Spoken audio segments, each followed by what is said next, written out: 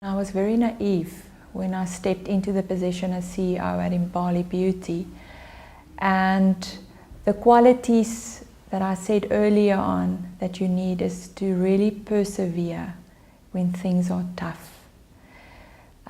You also have to start working harder to make sure that when you work harder that you keep very focused on resolving problems that you currently encounter.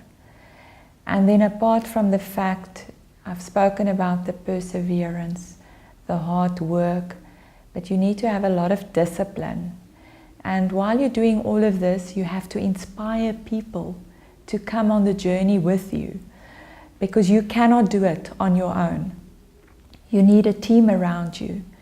So where I said you must never forget where you come from, I always remember that we're living the legacy of Elmer Mackenzie, who started the business 35 years ago. And I always go back and just remember how tough and difficult it was for her when she started it. In those days, no emails, no cell phones. And the reality is, as I said, if you've got a passion and a burning desire to make things work, you will find the courage to figure it out.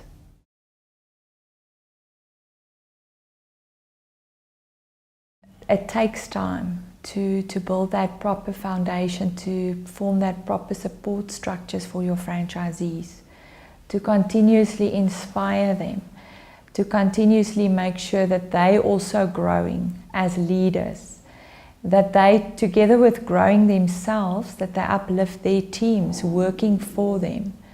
So, because that's how you build this whole structure. And often when the people come into the beauty industry, they do think that it's not going to be difficult. It is a tough industry. Like any franchise business, it's tough. You also work very long hours, and you in turn have to continuously inspire the teams working for you in your salon. So it's very similar at our head office level. So we will continuously bring the franchisees in on either training or mentorship programs, and we're not close to where I want us to be. We've started originally with induction training. And then we've got other partnerships who we work with, who also give our franchisees business training and various other programs to grow our people. And like I said early on, it's very important to bring people into your organization that's actually better than yourself, that's very much equipped in doing all the necessary things to uplift leaders and their teams in business. Because that's what it ultimately is about, is to mentor people, to grow people, because then it just helps your organization to start growing exponentially. It's never about you.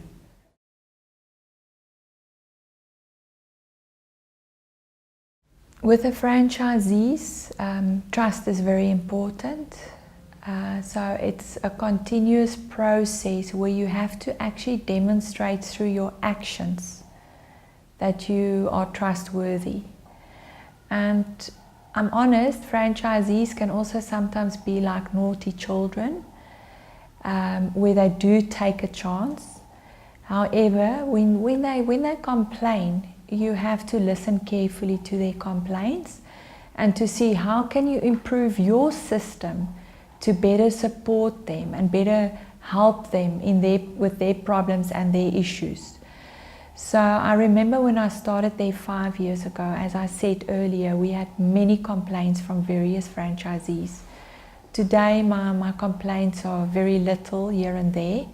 However, it's an ongoing process, because people often say don't spend a lot of money on a lot of research to try and find out what's wrong in your system. You actually just need to listen to the gossip to find out what's wrong in your system. So over the last 5 years, John, my journey has been to really fix the system, to make the system more transparent, to deliver on what we say we are delivering to franchisees.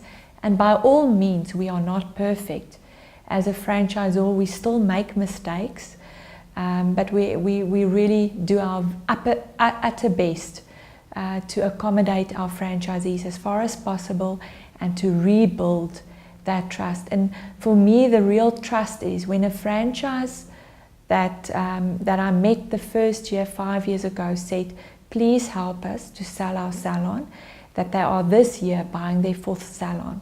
So that is for me the restoration of trust and credibility.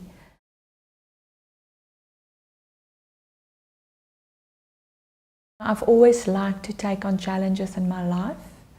You know, and subsequent to that, when I complained, my husband would always say to me, you made the choice.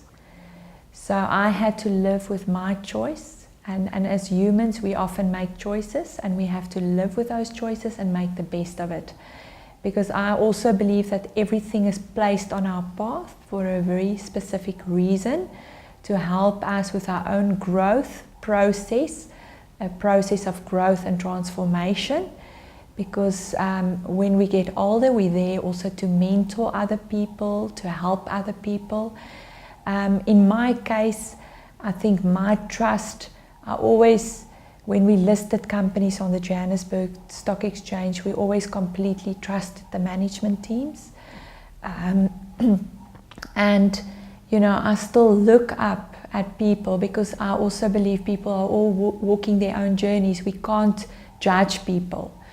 However, for me it was very disappointing going into that difficult scenario, working extremely hard with people to turn the business around, that subsequent to that, that same management team then go later on in competition to you.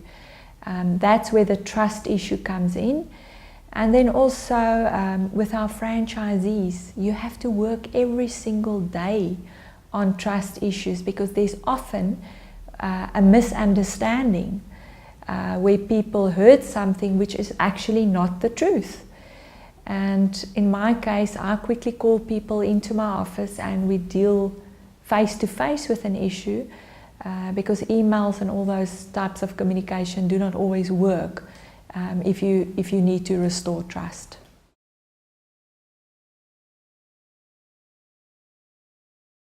We want to become a world leader. We want to grow our group into something very special.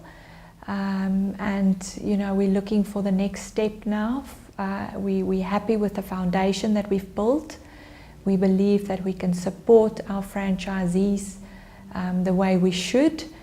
And there's great things happening in our company. So I'm really looking forward to the next 5 years. I've got a very strong person who have joined me, and we look forward to the next 5 years to make a big impact in South Africa.